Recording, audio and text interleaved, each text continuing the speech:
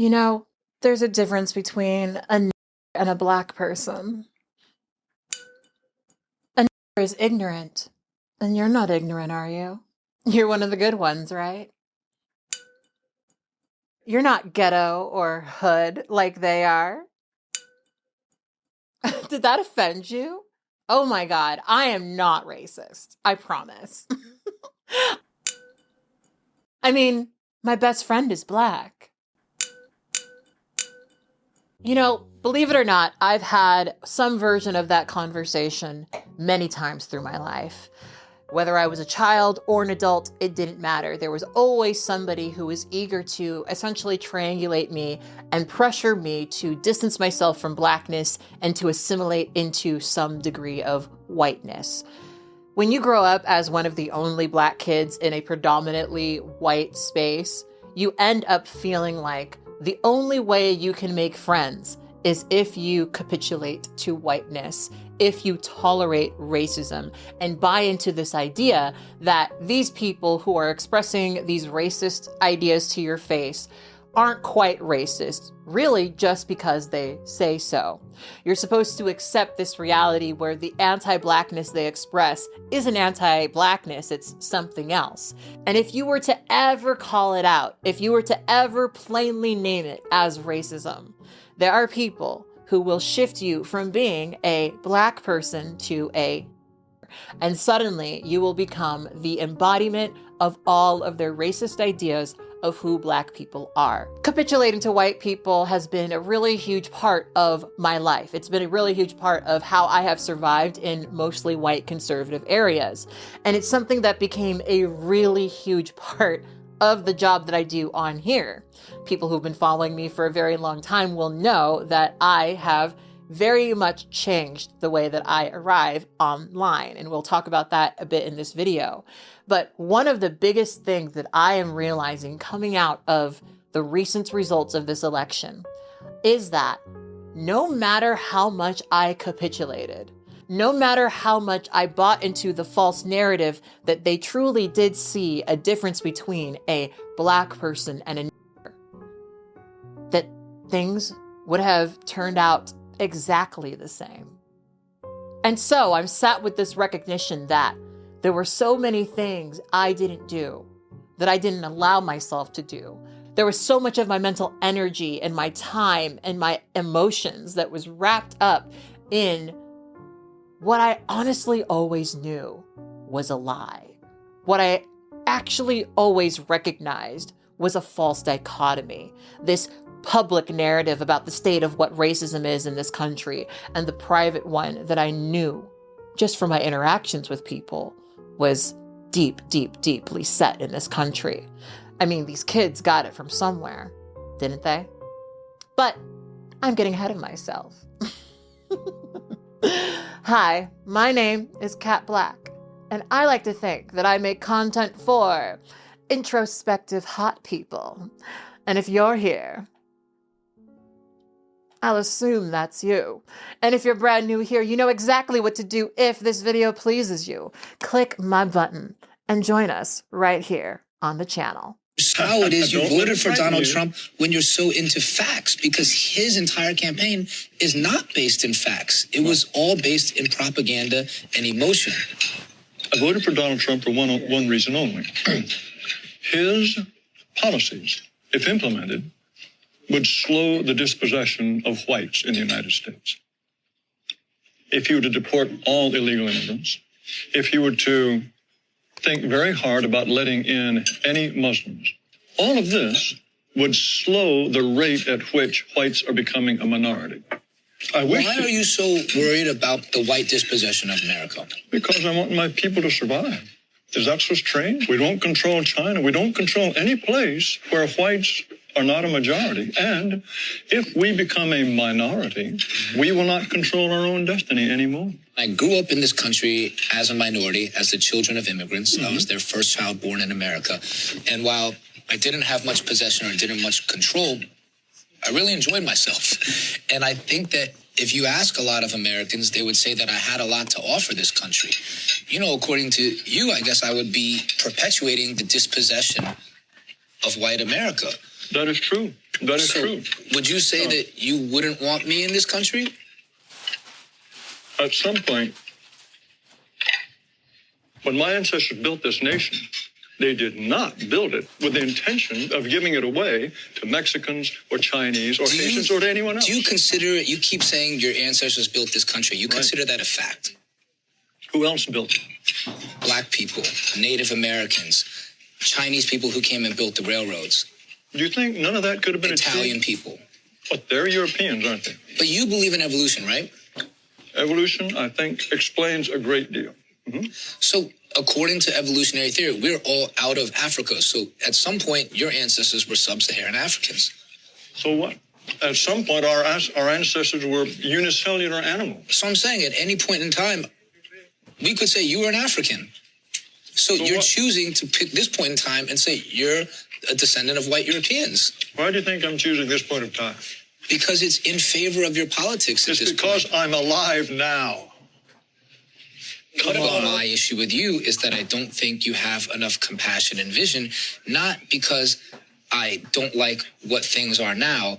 It's that I have hope and belief in what they could be. So, my feelings about the election. We're not going to talk about all of them, but we are going to be talking about a very particular feeling that I've been having because it's something that I wanted to share with you guys, especially because you guys have been following me on here. Donald Trump got reelected, and I basically was expecting that, right? I was basically expecting that. You know, I said it on various platforms. I was not a huge Kamala Harris fan. I know that a lot of other people were not. I do, however, know that 92% of Black women, myself included, went out and voted for Kamala Harris, right? And we did so not even because we love Kamala Harris, but because we know what Donald Trump is and we understand the threat of Donald Trump. And she was the best opportunity that we had at defeating him, right? And so, as it turns out, there weren't enough people who went out and voted, and it went how it went. But I, of course, was not really too terribly surprised by this.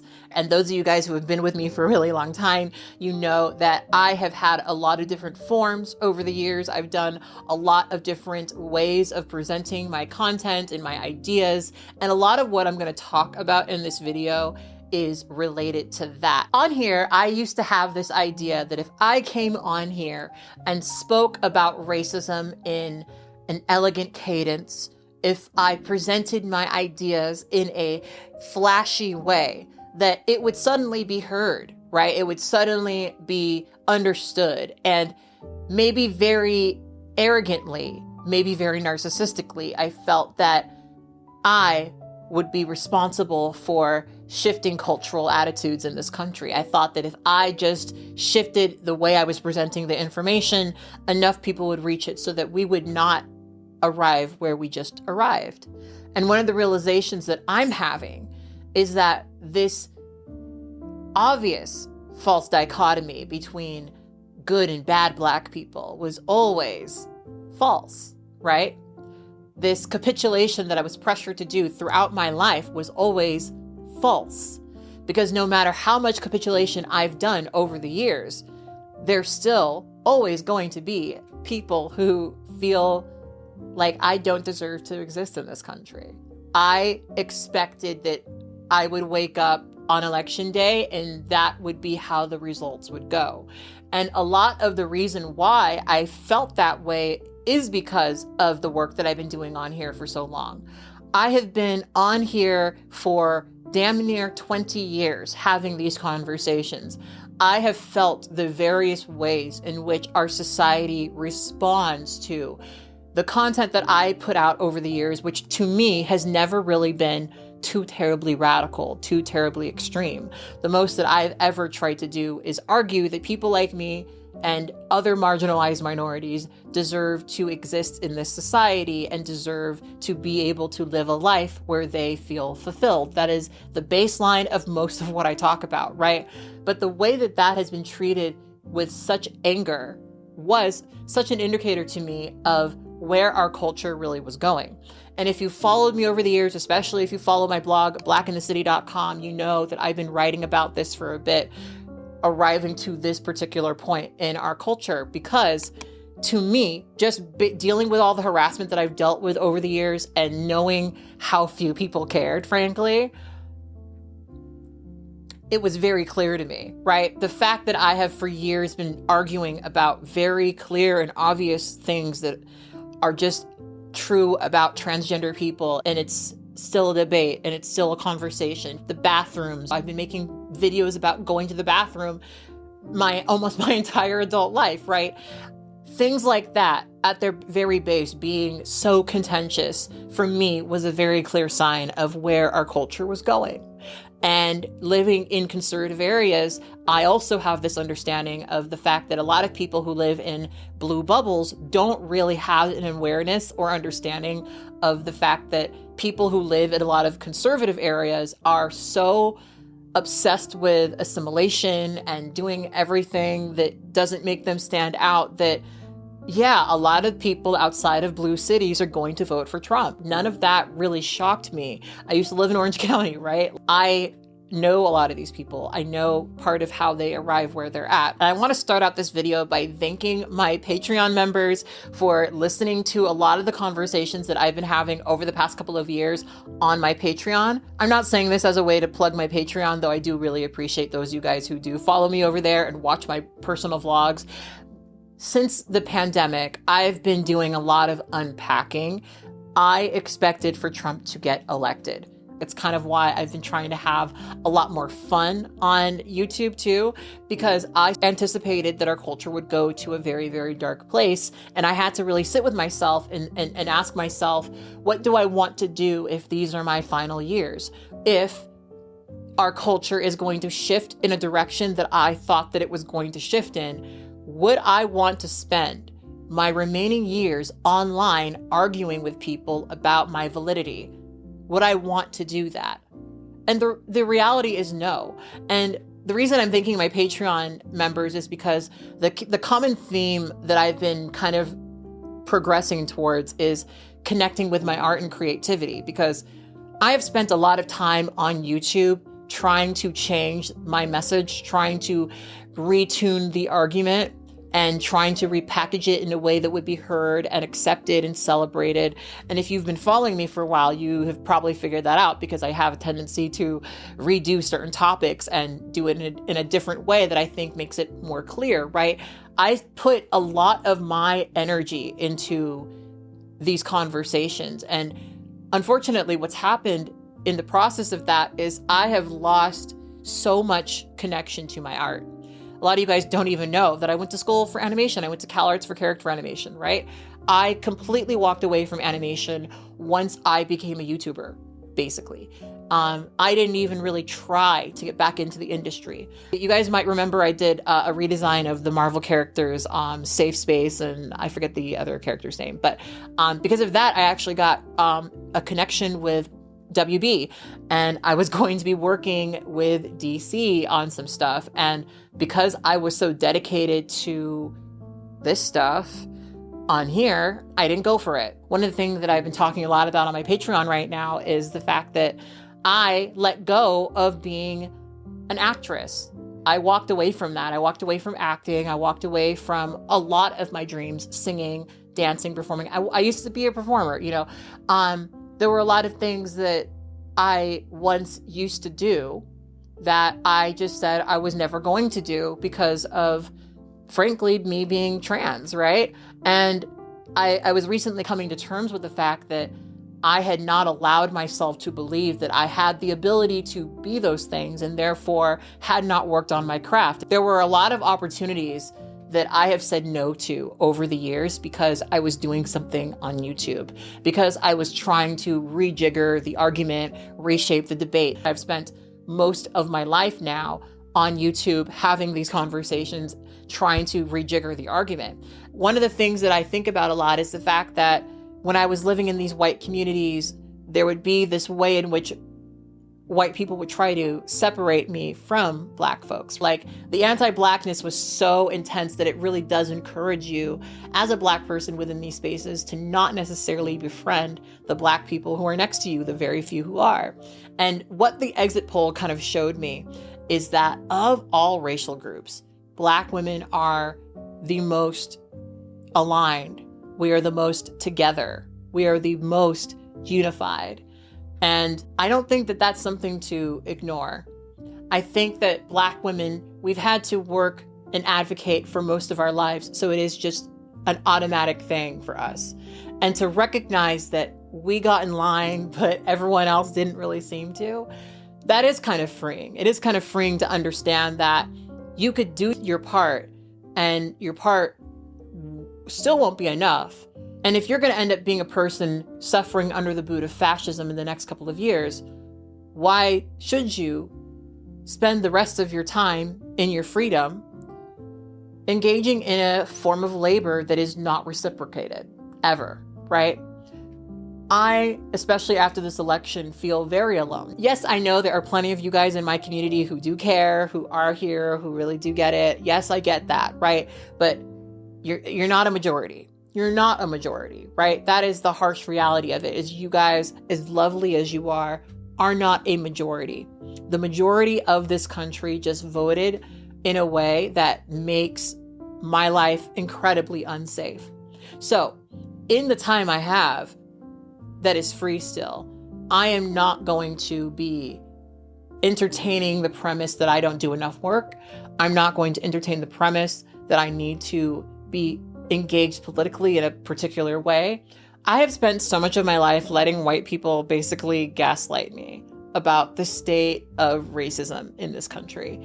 And I started to really recognize this when I was sort of seeing how people were responding to the conversations I was having on social media about racism. But I think we're seeing it so much more now that Trump is elected.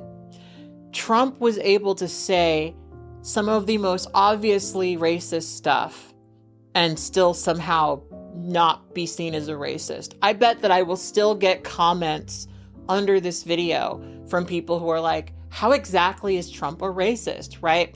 It's this way in which white folks express racism in these plausibly deniable ways, right? At least for some people, right? There's some people who they obsess over the specific language that was used. And because it didn't include slurs, somehow it isn't racist, right? Let alone, let's completely ignore the obvious rhetoric that appeared at the Madison Square Garden rally. Like, let's ignore all of the racists who are surrounding Donald Trump. He is not a racist somehow. All of these people who are racist very loudly, the KKK, etc., all of them surrounding Donald Trump and praising him as someone doing what they want, somehow that is not a sign of just how racist this country is. And the thing that I'm recognizing is that this game that a lot of white people played of denying racism, denying the extent of racism, it really was this just abusive waste of time. It really was.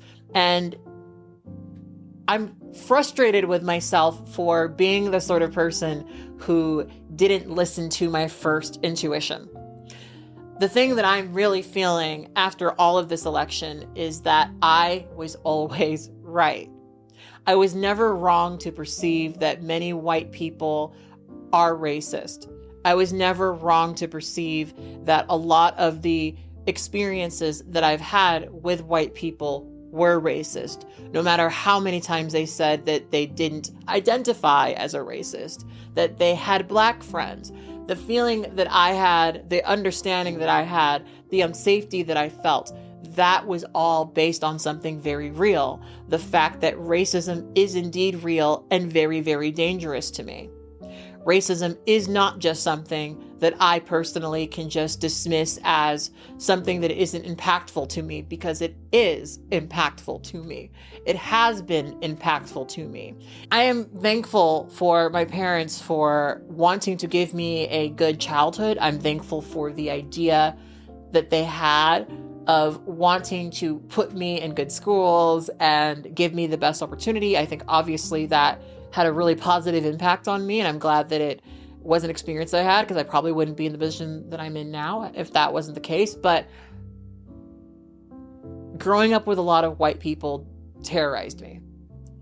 Growing up with the constant reminder of not really being able to fully trust my white friends because of their racism was terrorizing to me. And I think that more people are sort of seeing in a very real way what I've always felt, what I know Black folks especially have always felt, that this country is as racist as we think it is. And I feel like over the years, I've really tried my best to talk about this. I've really tried my best to draw attention to this. You know, the fact that not that long ago, we were having conversations about conservatives wanting to shift the way that we learn about slavery. If you go down my videos, you can just go through the whole process of them. I've explained almost every layer of this, almost every single layer of this. I've talked to you about white nationalism at its base. I've had several videos where I've spoken about the construction of whiteness. I have spoken about the ways in which patriarchy is inserted into our culture through Christianity, and that Christianity in our culture has been utilized as a tool of white supremacy. You see that very clearly in this brand of Christian nationalism that is very obviously just rebranded white nationalism. The fact that it just happens to include people of color is part of how we got there. It's part of how white nationalism is rebranded. It's part of getting it to a position where our society at large says to itself, you know, maybe we do deserve an ethno-state to secure the future of the white children in America, right?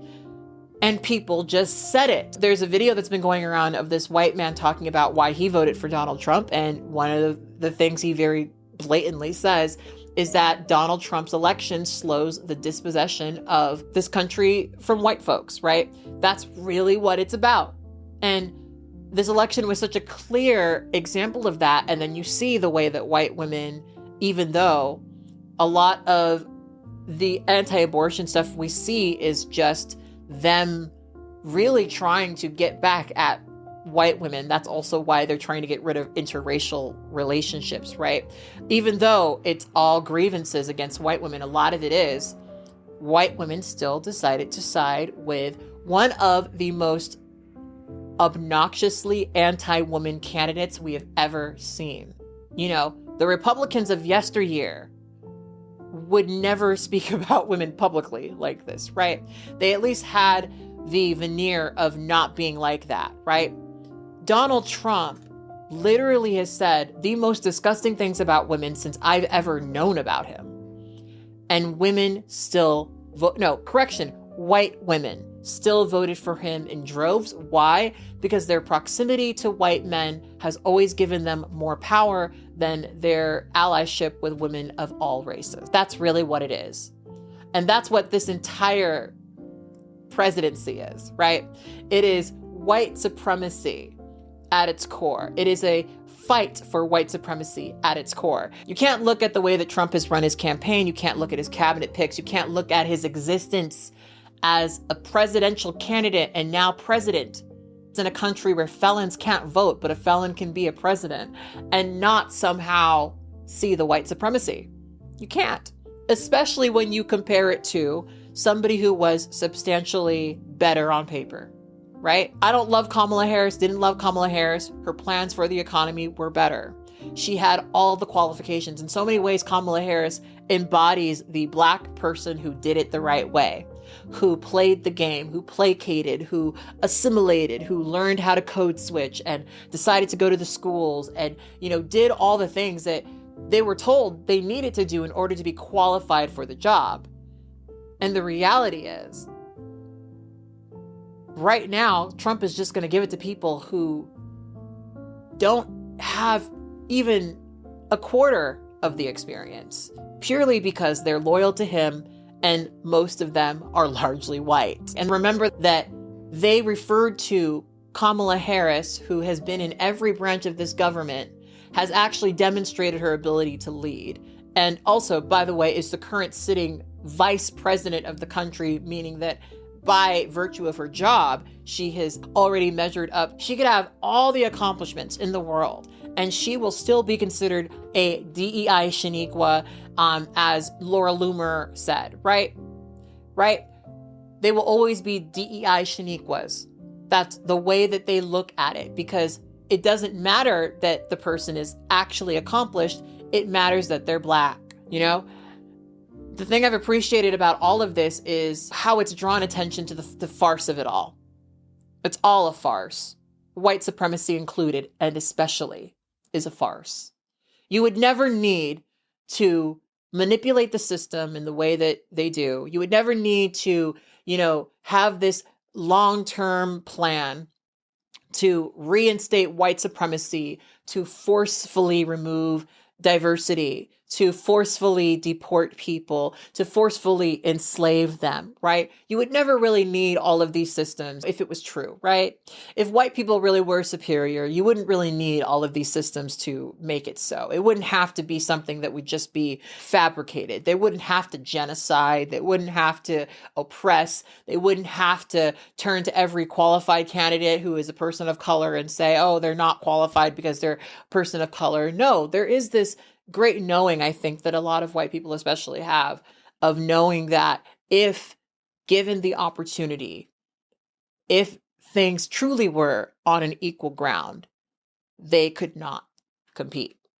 And I think that is the fear that is pregnant in most of the people who you've heard talk about wanting to vote for Trump in order to, maintain some sort of white power in the country, right? Like, if it were real, it wouldn't need to be artificially established. I don't think my content's going to change too terribly much. I already wasn't talking about Donald Trump, so I don't think it'll be that big of a thing. I'm going to continue to create the content that I create, speaking about the things that I'm passionate about, speaking about things that are commonly misunderstood.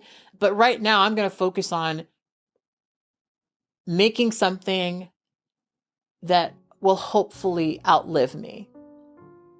That's kind of the way that I'm starting to think about what I create. And one of the things that I'm going to do over the next 4 years is spend a lot more time doing all of the shit that I did not allow myself to do when I was still entertaining the premise that I could change the direction of this country. There's a corner of my apartment that I set up for art that has gone untouched for years. I have moved to 2 different apartments and not used this drafting desk, right? I plan to use that drafting table. I plan to write that book. I plan to put on that performance. I plan to sew that outfit, to do that illustration, to do all of the things that I told myself I could not do. I plan to get on that stage. I plan to live.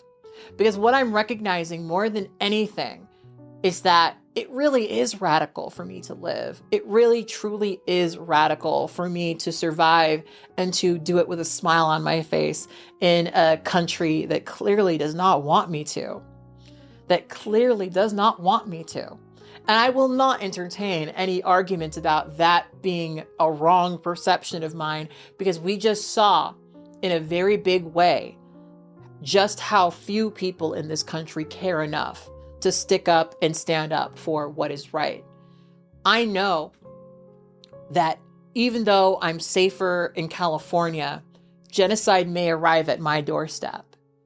And I'm just going to continue to say to myself what I've been saying over the years, that if I die in the next few years, I don't want to think back at this time as a time that I spent online wasting my time arguing with people who do not value me and never have. So that's what I wanted to talk to you guys about, because right now I have just such an interesting feeling. Like, obviously I'm not excited for the direction of this country, but it is really freeing to know that I couldn't have fixed it, because I felt so burdened. I have felt through my life this immense pressure to do this work and to explain these things and to talk about all the stuff that, I go through. And I feel now that I've been liberated from that pressure that I have in the back of my mind to capitulate and to explain and to interrupt my joy to give someone an explanation. There are so many times I'm out and about trying to enjoy my life and someone comes up to me and wants to talk to me about bigotry. And For the next 4 years, my response to all of those people who try to have that conversation with me is going to be, I don't do politics.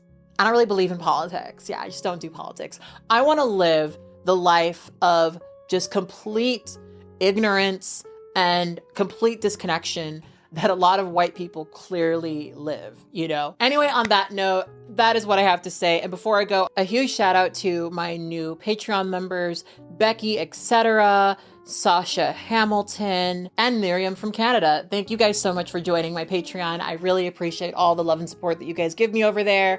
And definitely through the next 4 years, my Patreon will be very, very near and dear to me. So if you guys are looking for a way to throw your support at me, Patreon is the way to do it currently. Anyway, on that note, as per usual, I want you to always remember and to never forget that you are beautiful and you are loved. Bye.